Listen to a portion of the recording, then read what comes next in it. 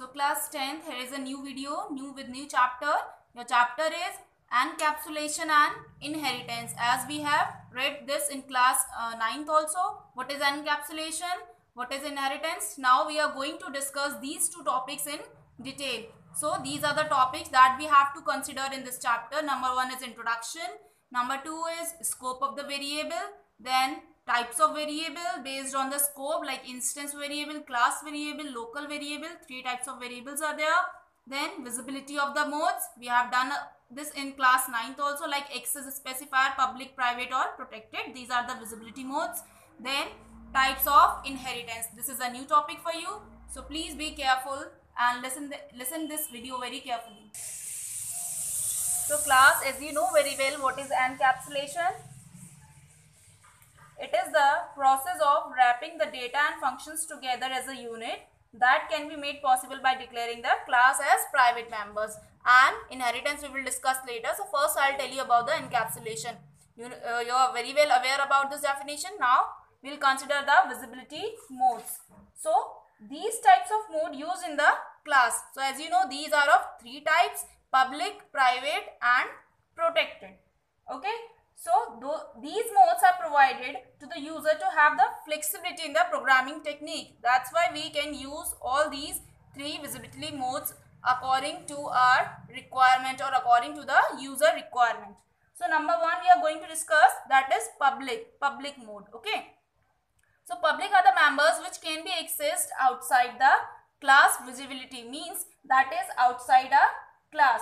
Okay. So these members can be accessed out of a class, hence these are known as public. Means in a program they are open for all, anyone can access them, that's why they are written as public. Now come to the private. Private are those that can only be used within the member function, that is they are not accessible outside the class. So the data or the function declared under the private visibility mode can only be used within the same class. If the data member is private, then it can only be used within the member of the function of that class. Remember this. Okay. And you know very well, a class member that is data or function not declared under any visibility mode, by default it is set to be public. So by default the class will be public until unless you set it at private and protected. Now come to the third one, that is the protected one. So these are those that act as private. Okay. That acts as a private member of the class but can be applied to another class during the inheritance. Basically we use them during the inheritance if we have to apply in another class or we have to access them in another class. So we will use protected mode. Although there is no difference between private and protected, but protected are basically or mainly used in inheritance. Okay, not during the encapsulation process.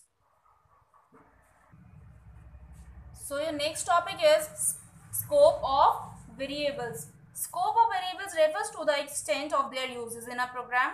So basically a variable is used within the block in which it is declared. Its application outside the block is restricted. Okay, you have to define that particular variable within that scope, otherwise it will be restricted. You cannot use it outside. So I'll explain it with an example. Come and see. So see this program, I have taken class name is test, then opening braces, then public static void main string args. Okay, this is the main function, you know. Then this opening braces, and I have taken 2 integers, a equals to 5, I have taken b equals to 8. Then we are checking if a is smaller than b, means b is greater than a, then it will enter this loop and int c equals to b minus a. Okay, then it is closing, then p equals to c into 2, and in the printing we will display the value of p. Now see here, see in this main functions I have defined a and b only, and within this if, okay, this is the new starting of the program. So within this curly braces of if, I have defined the variable c and I have closed it.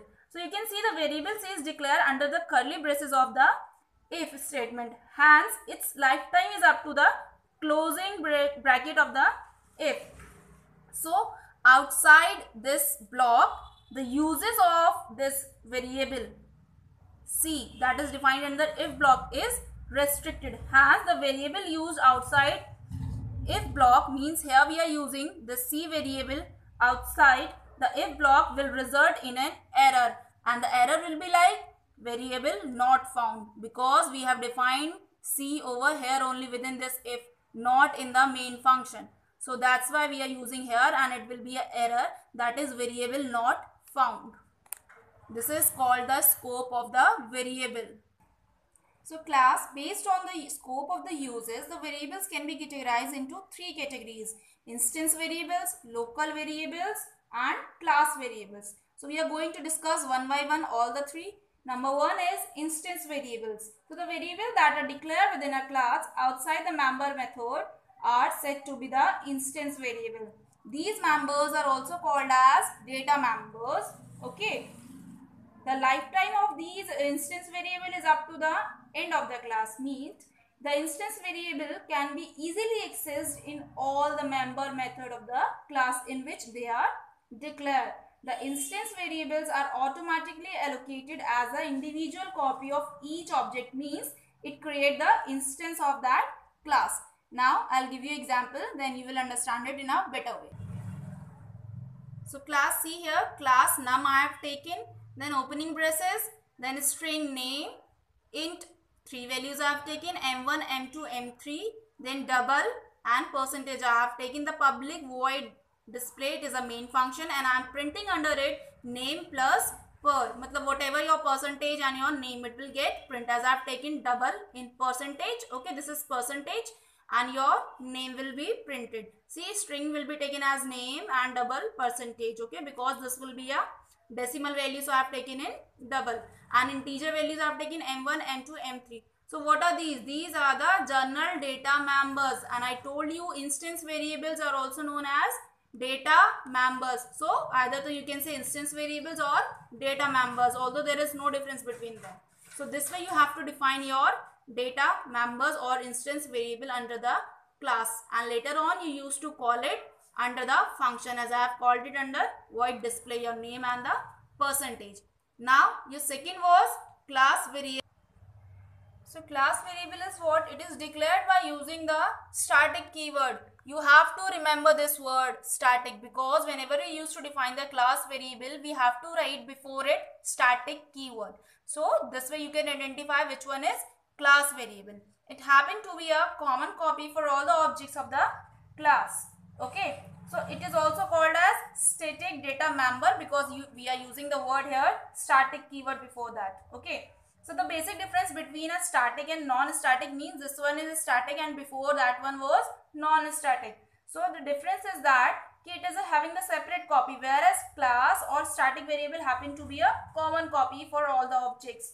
Okay, in order to access a non-static member, means instance variable, okay, you need to refer its object name. We have to call it by its object name, and it can be accessed without referring any object tag. This static variable can be accessed, or static data members can be accessed without the object tag. So it is because the class variable is independent and does not belong to any object of the class. क्या कह रहा?